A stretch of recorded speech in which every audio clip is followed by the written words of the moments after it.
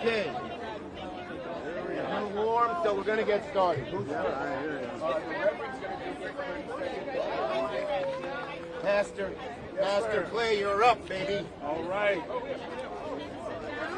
You know Senator Gillibrand, Pastor? I haven't met her. How are you? God bless. Thank you for welcoming us. There's Malik. Malik? Right up.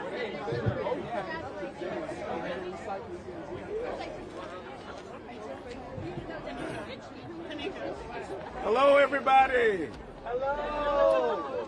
Come on, let's shout Rochester. My name is Pastor Clay. You're Pastor Clay. Thank you. Oh my God. Somebody take this picture right now. Amen. Thank you so much. I want to thank Senator for holding that for me. I've never had a senator hold an umbrella for me. God is on your God is on my side. I want to welcome everybody here to New Bethel CME Church here today. I want to thank all of my members for coming, and I want to thank the community for coming. I want to thank all of the persons who serve the community who are here today. And I want to thank these two great senators for being here today. I'm hyena happy, and I'm elephant glad, and I'm lion proud to host this very important press conference. And it is now my privilege to introduce to some and present to others the distinguished leader of the U.S. Senate, Senator Charles Schumer, who will introduce everyone else. Thank you.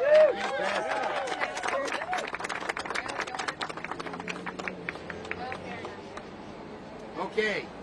Well, thank you, Pastor Clay. And I want to thank Reverend Julius Clay, the senior pastor at New Bethel CME, for the great job he has done over the last year. This congregation, as usual, rose to the occasion during the pandemic, feeding the hungry, helping those who needed to stay in their homes, dealing with the so many issues that COVID brought upon us, particularly our poorer communities of color. And this church was just outstanding. So I'd like to have a round of applause for Pastor Clay and the First Lady. There she is. Okay, we have a great cast here, and you're going to hear from everybody. I'm going to introduce Senator Gillibrand after I speak and save some special words for her. But we have some great new elected officials that are so dynamic in Rochester at the time we need it. We have our great Senator, Samra Brook, where she's here and she is. We have Senator Cooney. Where'd you go? There you are. We have our great Assembly member, Sarah Clark. Now, I didn't see Demond Meeks. He is here in spirit. Yes, we'll be here soon. Right, Pastor? That's right. There in spirit. You're the spirit man. That's right. And a special introduction. We have a new mayor-elect. I've known Malik. Malik and I shared something in common, many things. But one is we were both elected at age 23. Me to the New York State Assembly, and Malik to the school board. And that's when we first met. And I said to him, you've got a great career, stay in politics. And now he has won, and the day after he won, I called him up and I said, you know, we've gotten Rochester a lot of money. I made sure that our local cities and counties got money. It didn't just go, no offense, to Albany, where sometimes they never see it. And I'm going to work with Malik to spend that money. I know he will spend it wisely. Make sure Treasury lets you do everything you need. But let's have another hand for Malik Evans. We also have Norman Jones, who is the commissioner for the Department of Environmental Services. Where are you, Norman? How did I miss you? We have Sean Dunwoody and Suzanne Mayer of the Hinge Neighbors. Thank you. There you are. And we have Councilman Patterson. There he is. In his lovely Go with the sun. There you go. New York State colors. There you go. Okay, so why are we here? I want to thank everybody because the North Loop project could be one of the most significant steps towards revitalizing Rochester that we have seen since the Inner Loop East was filled in. And I pledge to all of you, I will use my clout as majority leader to get this Inner Loop project funded.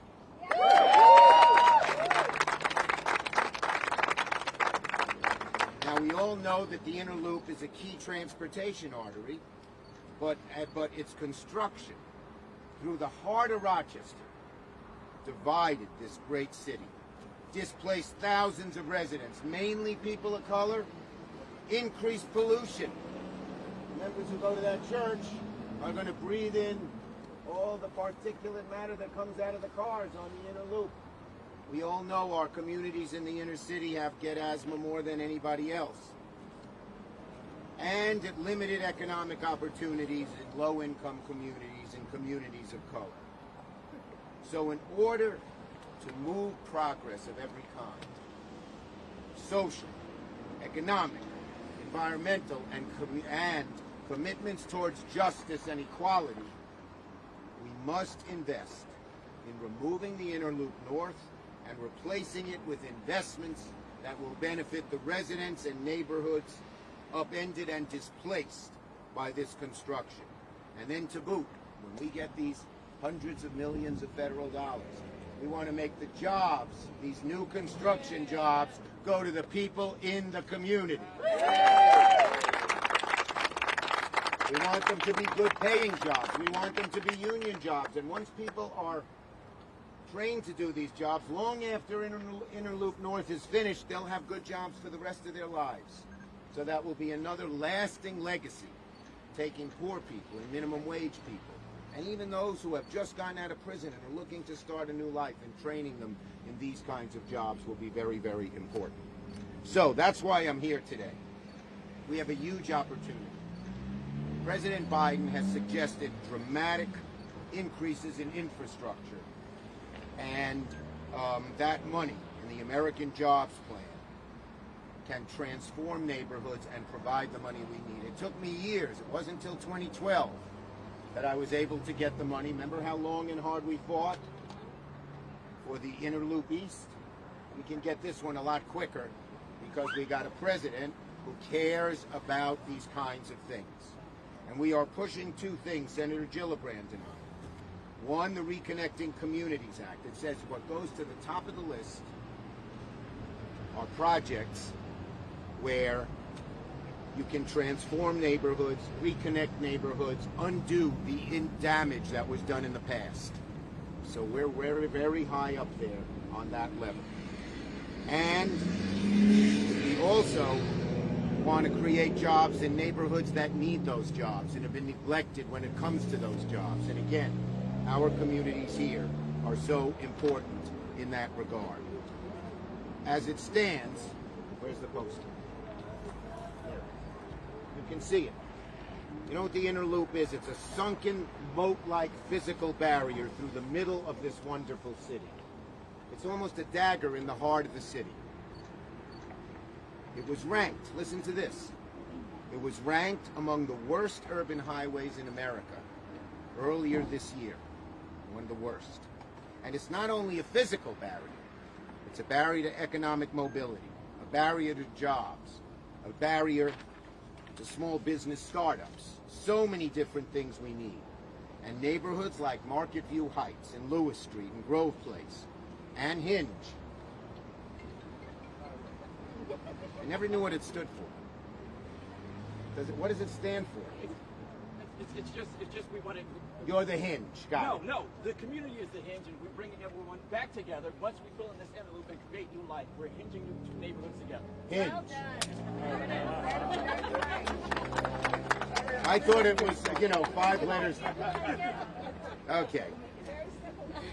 And institutions adjacent to the Inner Loop. The Rochester Public Market, Rochester City School District's World of Inquiry School 858, and churches like New Bethel, are going to benefit as well. So this can have so many different benefits for Rochester. While highways like Interloop were intended to bolster the city, in reality it upended many communities, especially low-income areas and areas of color. By the time it was completed in 1965, hundreds of buildings were destroyed. Homes, offices, churches, hotels, public buildings, parks, and factories all met the wrecking ball. And now, like a phoenix, we can bring everything back to life. All that harm with the wrecking ball that was done before can be undone. So it's long past due for federal investment. We know how this is. All it took was $16.5 million of a Tiger grant that I was able to get, as I said, in 2012. And it worked. The $16.5 million investment in the Inner Loop East created $230 million worth of new investment into this area. Jobs, housing, opportunity, mobility, much more for the community. What a ratio. And this, I know one of you inquisitive press people will ask, we don't know the exact amount, but it will be significantly more than that $16.5 million. It's going to take a lot more than that. And so you can imagine the multiplier effect if it's even just the same, and it's likely to be more. Okay? The Reconnecting Communities Act, which Senator Gillibrand and I are trying to get passed in this new bill, establishes a grant program that would fit exactly what we need here. So 3 words for this project: jobs, justice, safety. Jobs, because thousands of jobs will be created for people in this community. Justice, because it undoes what used to be done in the 60s, where communities of color and poor communities were downtrodden and not given the help and focus they needed. And safety. It will be a lot safer. There are a lot more accidents here than there ought to be. So, we're going to keep working on this. We're going to work on this program and the local hire program, which says, and by the way, not just for this program, in the whole infrastructure bill, folks, we hope to have 40% of the new jobs, the tens of millions of new jobs, go to poor people, people of color, people who are on minimum wage, people who only have part-time jobs. It'll be a huge uplifting, not just to build our infrastructure, important as that is, but of human infrastructure, which is so vital. So this is all great news. And one other thing. Once we get the money, guess who's going to be consulted and have a large say in how the project actually works? You. Not Washington. You. That's how we've labeled it. Before you get the grant, but then the community has to be engaged and improve what is going to be done and can change it. Is that good news? Yes. Okay.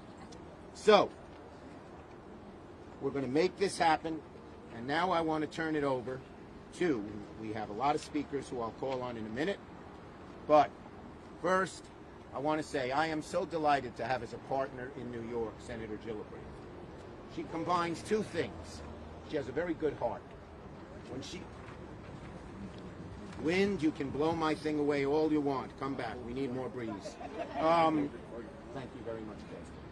She has a good heart. When she sees people suffering, when she sees people who need help, it's not that she has to think about it. She just instinctively wants to run to their aid. But then she has a very good mind, and she's able to take that concern, study it, learn it with her intelligence, which is very, very strong, create the actual help that is needed. So we're all lucky to have her here in the Rochester area, and without further ado, my partner, Senator Kirsten Gillibrand. Thank you, Chuck. How about this? See, I didn't want her to hold it for me. You don't have to. But this is okay. Thanks, Chuck. Well, we could do no better than Senator Schumer as our not only lead senator in this state, but as our majority leader in the U.S. Senate. It is an extraordinary gift to this state, this country, that Senator Schumer is leading us in this majority. Not only does he understand the issues, he understands the urgency. He understands how important these kind of investments are for the country and our state. He understands the people that he represents. He spends more time talking to his constituents than any other elected leader I've ever met. Senator Schumer truly is the champion that our state and our country needs, and we are so, so blessed that he is our majority leader. I also want to recognize everyone standing here behind me, but I'm not going to say everybody's names again because Senator Schumer already did, but I do want to recognize Told you she was smart. our Reverend Dr. Julius Clay, because you are our host and your lovely bride. Thank you guys so much for being here and giving us this opportunity. So I want to just speak very briefly. When the Interloop was built in the 1950s, highways were meant to connect people to jobs and to resources, but in this instance, it cut communities in half. And it made it harder for people to get to jobs, harder for people to get to different parts of the community, and harder to be able to essentially earn their fullest potential and live their greatest potential. There are stories like this all across our state. We have a legacy of the Robert Moses era that's very harsh. Robert Moses had grand designs about how to build highways all across the state, but unfortunately not everybody was at the table back then. And so for our black and brown communities, our lower income communities, none of this infrastructure was built for them. It was built for everyone else. And so unfortunately, we now have this legacy that we have to unwind. And what Senator Schumer has been talking about is legislation to do exactly that. We have two major pieces of legislation, and each one does something unique. One brings resources, a lot of resources right to the community, as Senator Schumer said. The second piece makes sure that the jobs stay in the community, that this community gets the benefit of those investments and allows for our labor unions to use their apprenticeship programs to train people from the ground up to know how to rebuild this infrastructure and rebuild their community. And then the investment's supposed to go right back into the community. So that's why we're here today, to celebrate all that's possible and what's possible right here in Rochester, because you are leading the state in this kind of investment. And it will make a difference, and the community will benefit and continue to thrive. Thank you all. Thank you, Kirsten Gillibrand. As I said, we have some great community leaders and elected officials. New blood that is dynamic and strong blood. And at the top of the list of that new blood is Samra Brook of the 55th District.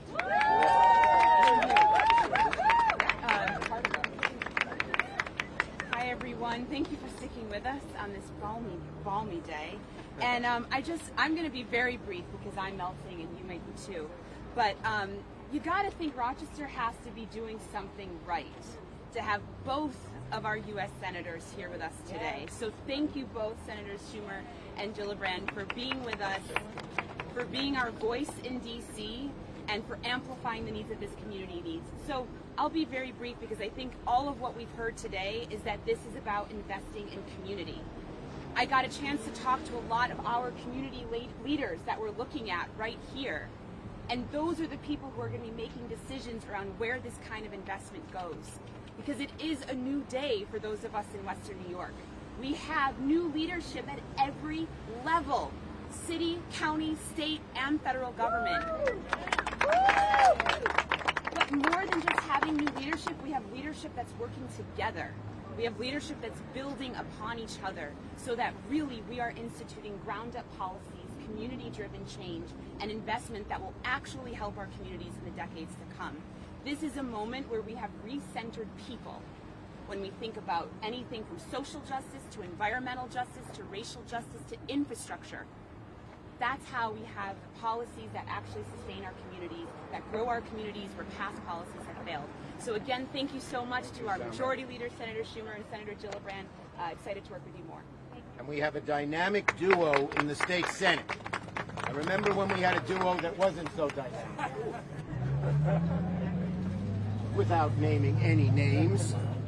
So our new senator from the 56th district, and I think Samra told me you share this area, right? Okay, it's great. It's Jeremy Cooney. Thank you, leader. I want to say two quick things here today because it's sweltering out here, but I'll take the sun any day. Two things. First, in the New York State Senate, I chair the Upstate Cities Committee. Now, we hear a lot about projects in great upstate cities to the west and to the east, But I want to thank our leader, I want to thank our senator for keeping Rochester, the great city of Rochester, on the map with these types of developments. Number two, I will use every opportunity I have to remind our community that 47% of children in this city live below the federal poverty level. We have a real problem in this city that has gone long unaddressed. This program, this investment by Leader Schumer, this investment by Senator Gillibrand will help us create those jobs to lift these families out of poverty so that we can break this generational cycle and we can get our city right back on track. Thank you so much. Thank you, Jeremy. That was good. Okay, and now we have, as I said, we have an amazing state delegation that understands and has its fingers on the pulse of Rochester and average working folks. And one of those great leaders is Assembly Member Sarah Clark from the 136th. I will also channel my colleague, Assemblyman Damon Meeks, who did have a previous event. I cannot do the TikTok dance he did at School 17, if anyone saw it, but that's okay. He represents part of this. I think we border a bit along the inner loop. I'm just really excited to be here. For many of you who may not know, I worked for Senator Gillibrand for 12 years. I was integral in the Inner Loop East project. And, you know, people in our community kind of get like, oh, another project, another initiative. When they saw what that did and how it changed and how it connected areas that didn't even know they were near each other, but we need to do the same here. But we knew it was going to be more expensive, and we knew this community might want something different. So what I love about this is we're going to get the money to do it, but we're also going to ask the community, what do you want here? What can we repair? We have been talking about systemic barriers that have divided communities for too long. Now is the time to act. Now is the time to elevate our voices and make sure we're doing it the right way to repair the legacy of the past. I'm so blessed to be here with both senators and really excited to do what we can in the state to support this. So thank you so much. Thank you, Sarah. And when she worked for Kirsten, I saw what a great job she did, and I was so glad she ran for the Assembly. And I'm also glad I supported her. Okay, now, this is somebody who's special. We're all special, but who's special at this moment because Rochester needs the kind of leadership, desperately needs the kind of leadership that we're going to see from our great council member. That's why he's in this order, because he's not yet elevated. But our great council member, who I have tremendous affection and look for working very closely with him when he becomes mayor, God willing, Malik Evans. Thank you. So, let me just say thank you so much. Reverend Clay, you know I'm a preacher's kid. And my father gave me, he used to always say, Malik, they happy to see you get up, but they're even more happy to see you sit your butt down. So I'm going to be quick. And I'm sure you're even more happy for you to sit down in this sweltering heat. So I want to thank Senator Schumer and Gillibrand for being here. Senator Schumer, like he said, is an old friend of mine. He was one of the first phone calls I got last Wednesday, the day after Election Day, and now he's here not even a week. So I think that tells you his commitment to upstate New York. This is a man, if you guys don't know, when he ran for the Senate, they said, oh, he won't visit all 62 counties, and he visited every single one of them, and he has never forgot about Rochester. And I am so grateful. Every year, I'm up to number 40 this year. That's right, and I am so grateful for that, and I'm so grateful for Senator Gillibrand as well. I'm just going to say something very briefly. Water, that's a natural occurrence. A cave that might come up, that's a natural occurrence. That interlude, that wasn't a natural occurrence. And any of you that are students of history need to go read Robert Carroll's book. Yes. It's called The Power Broker, about Robert Moses. And it talked about how particularly African American and Latinos were left out of big development projects. And in fact, they would build things in ways to divide the community. So what we are saying here today with this act, with the Reconnecting Communities Act, with the Reconnecting Communities Act is saying, we're saying those days are over and that now we want to reconnect the community. Now I see Mr. McHale Powell is back there, and what did I promise you, Mr. Powell? That we were not going to forget about Scioto Street. Remember that? So the two senators are here, and you can hold them to that. And look, it's all on camera. We are not going to forget about Scioto Street, but there's one other thing that we need to do. They can't do it alone in Washington. We have to make sure that we also advocate to their colleagues as to why this Reconnecting Communities Act needs to be passed. I know he's got my support, and I'm sure he will have the broader community support. So I am so thankful for our two senators and our other colleagues from state government for being here. Let's reconnect the community, and let's make this area reconnected again, not only for development, but also for the future of our children. So thank you so very much. You can see he's a preacher's son. Now, I just want to share with you, maybe you gentlemen don't know this. One of the most famous ministers in New York was Reverend Gardner Taylor of the Concord Baptist Church. And he said the 3 B's of good speaking: be brief, be sincere, be seated. That's right. You can use that. Okay, Norman Jones is our last speaker, the commissioner, the city commissioner of environmental services. Then we're all going to take a walk and look at the loop. Norman. Thank you. Thank you, sir. Thank you, Senator Schumer and Senator Gillibrand. And thank you, Pastor Clay, First Lady, for hosting us. I'm happy to be here on behalf of Mayor Lovely Warren. I'm also happy to see our senators move forward with this important legislation. Rochester is proof that by removing old, underused highways, we can bridge what divided us, both literally and figuratively. I was here with Senator Schumer back in November of 2014 when we laid the first shovels of dirt into the ground for Interloop East. And by filling in Interloop East, we built a neighborhood. A $22 million public investment generated over $230 million in private investment, including housing, retail, and expansion of our world-class Strong Museum of Play. Now we look forward to reconnecting communities, to the Reconnecting Communities Act, to help us create the success again. We're moving forward with our plan to fill in the interloop. Senator Schumer talked about making sure that everybody's involved. We're right now involved with a very aggressive public engagement process where we put in the folks from the Hinge. These folks came to us 3 years ago talking about Hinge and what that meant. So they're engaged, they're part of the process. We just had an open house at Lewis Street last Thursday. We have an open house planned for numerous locations, and we're making sure that all the stakeholders are being heard. So thank you once again. But the last note I want to add is that this initial phase of what we're doing, this study, would not have been possible without the late David Gant giving us giving us $1 million for seed money to get this study going. So David Gant still provides us with some impetus and strength, even in his death. He helps us move forward. So thank you, one and all. Okay, now, press, you can follow us. We're going to go take a look at the loop. Let's go.